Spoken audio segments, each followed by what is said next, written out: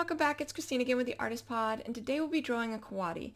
I'm going to be using the select tool to draw it out, and then we'll be adding or using the hard brown brush tool in Photoshop to add some details to it. So it's a little bit of a different way to draw. I do it sometimes. It's a much quicker way to draw. It's actually how I did this bee. So, you know, you can have a lot of fun with it and still add a lot of details. And yeah, as always, I'm using a Wacom Intuos Pro tablet, and I'm drawing straight into Photoshop. So let's get arting. Alright, so here's the Coati. So we're going to do something a little bit different.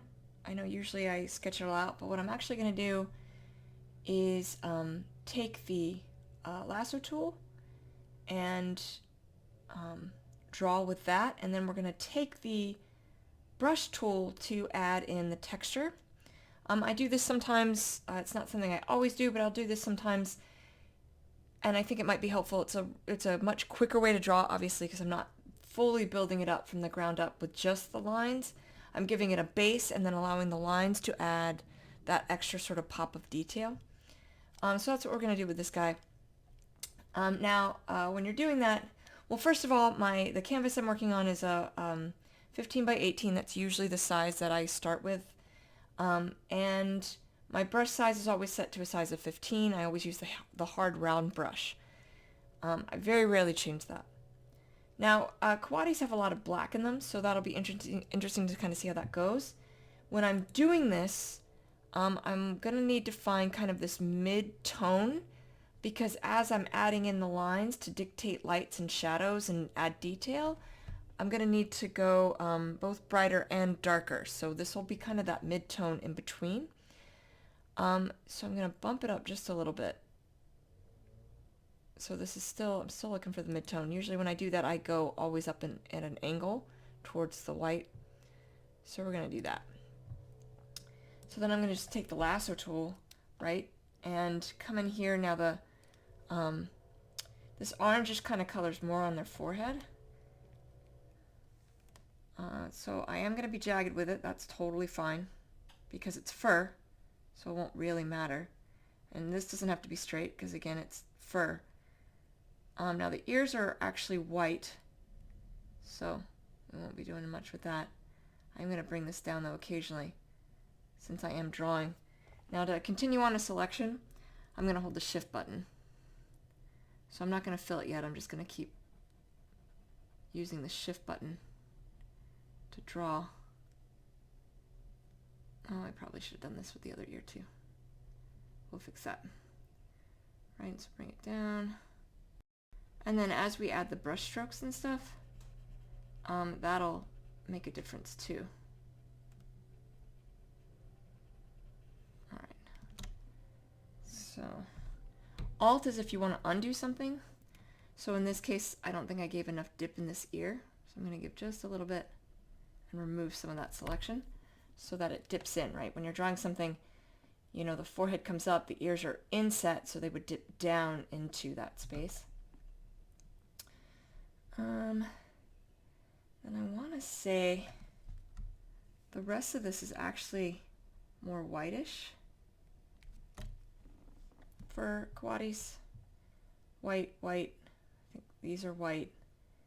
And then we'll have this as white because it's underneath, but alright, so we're going to fill that with the foreground color. Right, so that's the first part of it. Now we'll do the white, and then we'll do the black.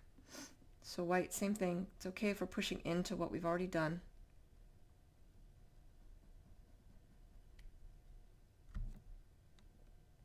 Holding that shift key down. But remember, this will be seen, so if I go too crazy on one side, and that's a little crazy, I went like way up. Probably wouldn't be that much. We can fix any of the in-betweens. And I am kind of drawing in the direction that I think the fur kind of would be going. But because we're going to be adding fur, you know, lines on top of it, it's not horrible if you don't do that. I don't know if this is actually white, but I want to say it is. So we're going to do it. I'm gonna take away that last one. All right, now I'm gonna fill that. Right, so if we take off that sketch layer, so we have so far. Oh, I forgot the ears too. So then the ears, again, it's okay, it's fur, so it's okay to not be straight, which makes this a lot easier, because it's okay to have that natural wobble in the hand. Right, and in fact, I'm doing some of that intentionally. Doing just a gentle wobble will give it that, you know, feel. Okay. Okay. So we'll definitely have to get detail in here, right? But you see how quick it can build. Okay. So I'm gonna go a step up with this gray. So there's kind of a gray stripe down his nose, and then black around his eyes and face. So we are actually going to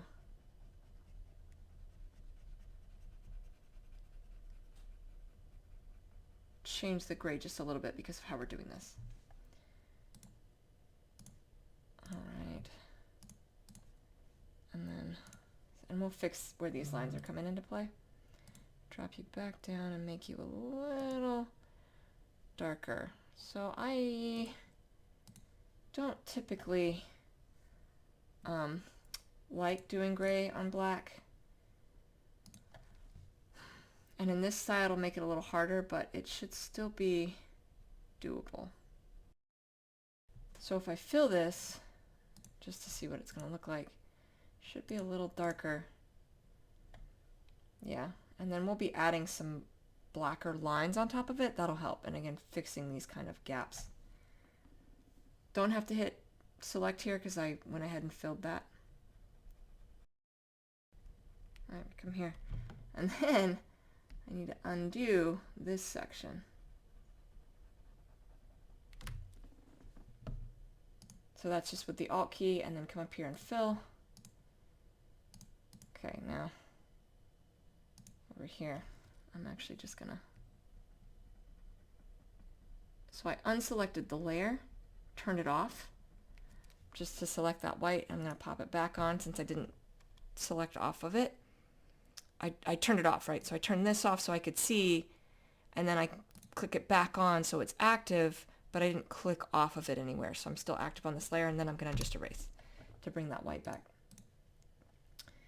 And then we have the nose.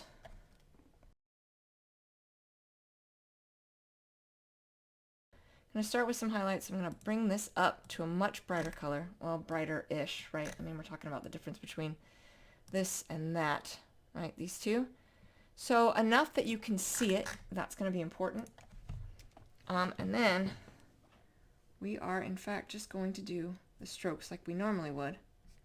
But see, now it's in highlight. So that's going to add the details. We don't have to be as close as we typically are because of the nature of what we're doing. And it's okay for us to kind of push into other areas. Still doing it the way we do when we're doing fur, right? Drawing one line in between the others and angling that out. It just doesn't have to be as thick. So this is a much quicker way to draw, but still maintain a lot of detail. And if we need to brighten this up or add more that are brighter, we can do that too. Down here, same thing, thinking about the angle that the lines would be coming off, right? So you have it coming straight up, and then it would angle off to the sides and then angle back to the middle.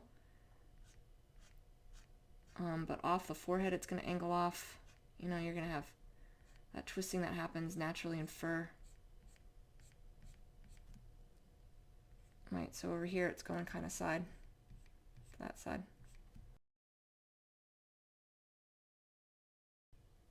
And then having this taper, and I'm going to taper it by lessening the amount of lines I'm using, right? But I don't want it to be a full stop, and then adding in some dark lines. So Let's see what this looks like if it's a bit brighter. I'm going to do that by, I just changed the color. I'm going to select all. I'm going to take the move tool. This is a quick way to do it. I'm going to nudge it. So I'm going to hit the up key on my keyboard, and then I'm going to go right back down because I don't want to displace it. I'm going to turn off layer 10, start a new layer, edit, and fill with a slightly brighter color and see how that does. Oh, that shows up nicely. And then I'm going to brighten up some of this. Right, I'm just going to thicken up some lines. And this is a little bit more haphazard. I've already laid the groundwork, so that's okay. I'm just going to brighten up on areas that I think would be brighter.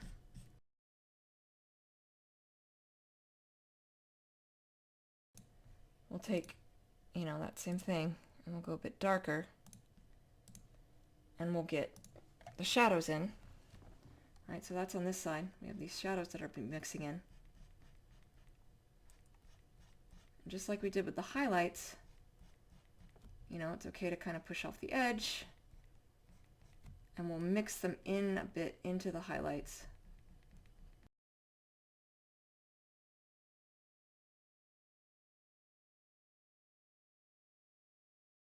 Right, first set, that's how it looks. So it does a good job of adding in a lot of detail really quickly. And then we are going to do, I'm going to come over here, push into some of this,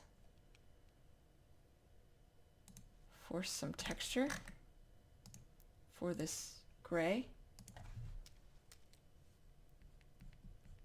Right, just like we did before, we have all that gray coming up. The fur of the ears coming in. And I'm just debating on how dark I need to get this, right? So this is usually my white. This would go pretty dark because it's going into an ear, so I'm actually going to pull this down to a much darker color. And I'm going to basically draw the shadow. Usually I'm drawing the highlight, right, when we do it the other way, but in this case I'm going to draw the shadow in because it has those big fluffy bits of hair all over top. But I need to be mindful that as I pull it out towards the highlight, right, this would start to taper. So certainly thick where it's connecting with the hair coming out, and then not as thick as we pull it out. So less lines, not a lot of pin pressure, just sort of tapering it off. And then of course it's above and to the right, which means the back side as well. It's going to get some shadows. So that's kind of how that looks.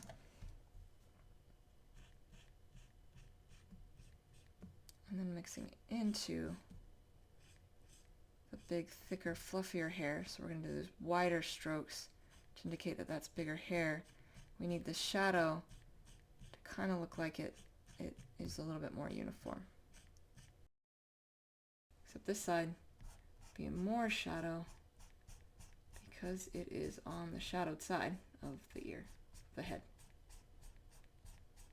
Right, so you have the fur that would be blocking light pretty distinctively instead of it going into a recess. It's going into a recess, but you also have the fur blocking as opposed to it turned towards where the light source would be.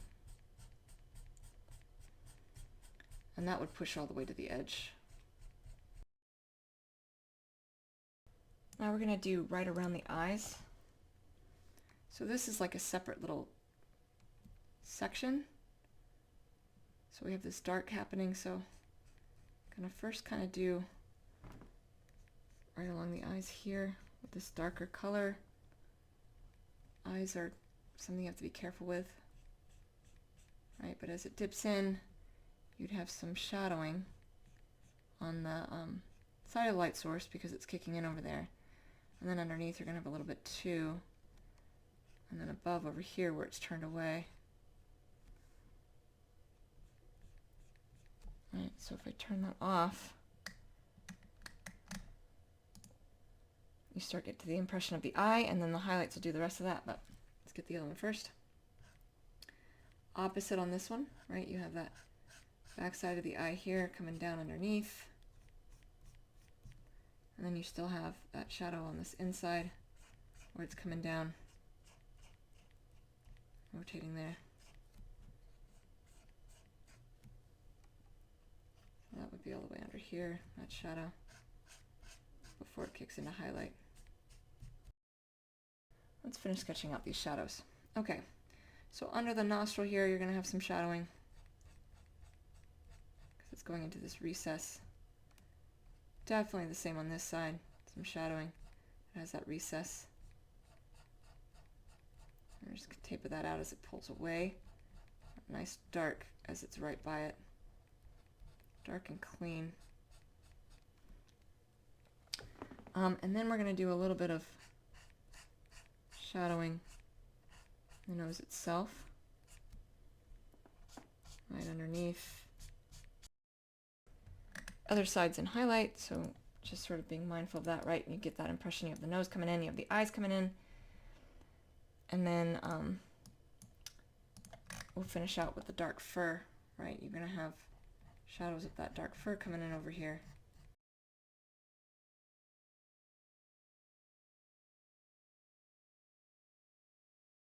The other thing I'm going to do is darken up this a bit, because this would be a noticeable distinction with the eyes, and then tapering that line off. Right, so allowing this to fade back out, but it's going to be a strong shadow into the eye as the eye rolls under. Likewise, you'd have a strong little burst here. Just adding a little bit more detail because of the nature of how noses are. And then of course this back side under here would need a nice little shadow. So same thing over here, but now you would be, you'd have highlights for the most part. So now it's that looser, lighter lines. Just connecting it in, allowing it to roll over, because once you get to the eye, that fur will roll under, right? Now we're going in a different direction. And then usually it kind of meets right on this back side, where you have the loop of the structure of the eye coming down. Allowing that to just, fill in. A highlight of the gray. That would kick in right under here. I keep missing. Eyes are important, so if you don't draw them right, it's a problem. And then we'll add that in, these highlights. And it would transition into shadow, so we would taper off this brighter color. But I am going to give, like I always do, a little burst under the eye. And then the nose, definitely going to have some highlights over here. Actual black. So this should get a pop. Right, so we'll come in here.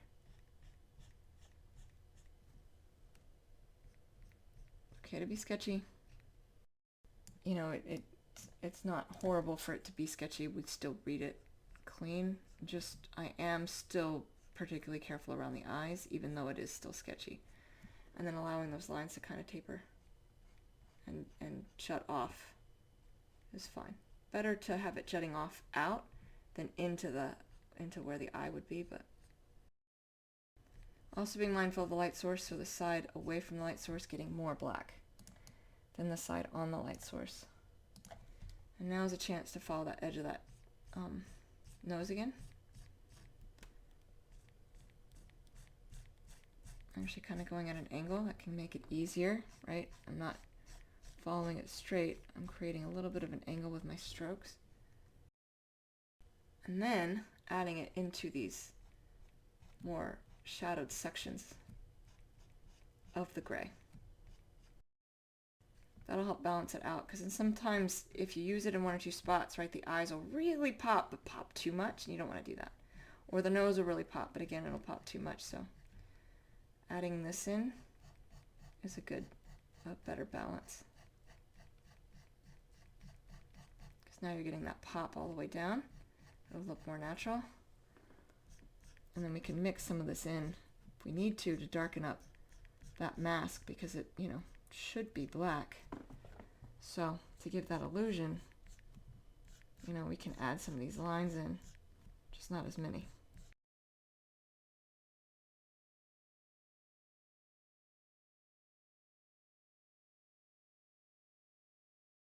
Now, I can go any wider.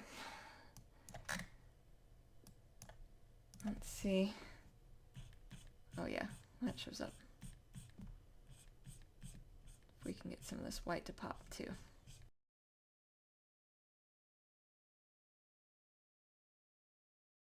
So now for the eyes. Now, their eyes are brown. So we're probably going to do a dark brown. I am going to start with getting the pupil kind of in. Usually I sketch this out, but since we're doing it reverse of how I usually do it, I'm going to just take what I did was I took the elliptical, my key tool, I'm coming up here to edit, and I'm going to fill, foreground color, bring the exact same thing over, just trying to make sure it's looking at us. Edit, fill, foreground color. If I need to adjust, I can. But yeah, it looks like it's looking at us. Come up and I'm going to select like a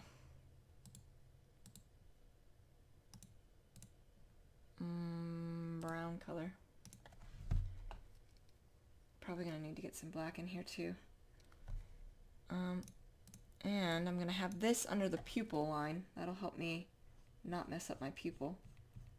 Right, get this in. Usually if I'm drawing out eyes, you follow the direction of the eye here, right? So it comes in this direction or it comes down in this direction, but it's following this line because the rest of that's going to be black. Since I don't often do this, we're learning as we go. Don't usually do the eyes like this. I only draw them on a black background. Right, so bringing that down, that comes right up to here. Same thing on this side, right? It comes up and then it tips down. Connecting that together. Now, we need to come in here and do black behind the whole thing, because that's usually what I do. Because he looks crazy. That's what we're gonna do. We're gonna pop up some black real fast. Follow the edge. Kind of already have. Yeah, see, that immediately changes the look. This is what I'm used to doing. So that changes how that'll look. All right, come back here and get that brown going again. So, light source coming from above and to the right. So against the pupil is going to be a harsh highlight, right? So that's that full pin pressure. Ooh, let's do this under. Yeah, that'll be easier. Full pin pressure on both sides. And I'll probably come in and use another color as well. Right, and then full pin pressure on the side of the light source going into shadow. So full pin pressure over here, fading into shadow up there, bringing it all the way under the eyes, full pin pressure. And it's kind of on shadow on this side too, but not as much shadow as, you know, above. Same thing over here. side of the light source you have that full pin pressure. Comes down to the shadow underneath and the edges, but full pin pressure all the way under the eye here. And then taper it. Now I'm going to do a slightly lighter, maybe a slightly yellower color. What I'm going to do is highlight this side of the eye. That's getting that burst of light. And then I'm going to do these squiggles. And what these are doing are mimicking our muscles in our eyes. So you just aim it for the pupil and you do a squiggle. Squiggle, squiggle. You don't want to go too much into the shadow though. At that point I'm going to taper it to just lines. And through here, and you can squiggle it in a bit. Where the light would hit, you can do more. Always aiming towards the pupil, going to the edge of the eye. So when I pull back, right, you can really kind of see it adds a lot of good detail there. Same thing over here, pushing into that spot against the eye, and then doing squiggles. And then tapering that as we come over here.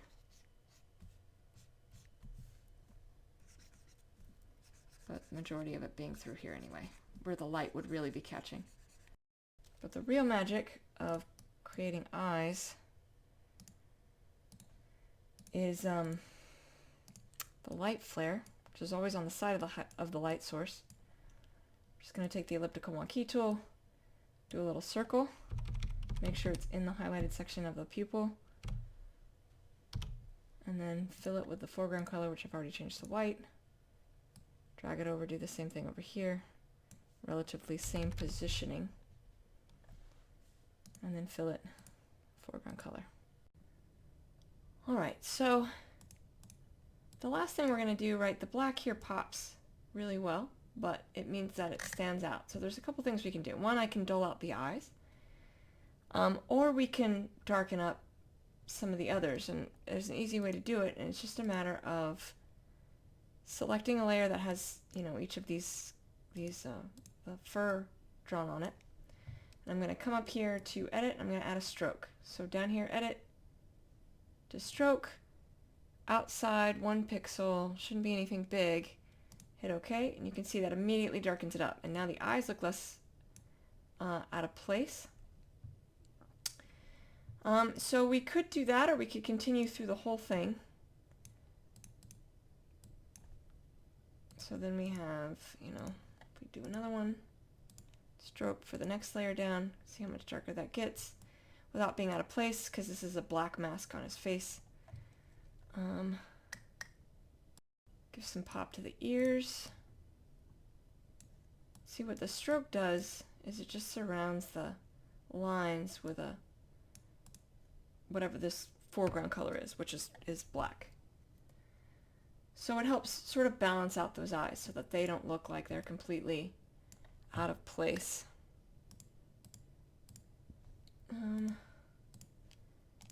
See how far to push it. So we can do that. It's obviously a lighter gray even still. Yeah, I think maybe we'll do that. And yeah. So that's how you can balance it out. You can also take the basic color instead and add a stroke to that, but I think adding the black around it will mimic a little bit more what I typically do, where you have the black lines shown up, and it'll flesh out those shadows a bit more. You can really see how that pops a bit better. The only thing that doesn't is the forehead, which is where that debate of do I do this or not, but I think I will. I think I'll leave that in there. And it's nothing big, but it balances it. Or we'd need to fade the eyes because they were popping just a bit too much with that black, and there wasn't any other black, really like solid black, to balance it. So to balance it out, there we go. Alright, so that's how you draw a Coati. I hope that's helpful, and I hope it's helpful that you can see how to draw with that select tool. To make animal drawings, you don't just have to do the landscapes that I've demonstrated before. You can do something a little bit more intricate or cute. The Coati I made a little bit more of a mix between like a cartoony / realistic style. But you can make it cute instead and just have cartoon eyes and do this style and add just that little bit of fur, which is kind of what I did with the bee. It's not exactly an attempt at realism. It's definitely a little bit more cartoony, but it has the fur kind of mixed in, the hair of the bee, and texture on the sunflower that gives it just that little bit of an extra pop. So yeah, I hope that's helpful. In the floating nether next to me, I have other videos of art tutorials I've done, and I will see you all soon. Thank you so much. Take care.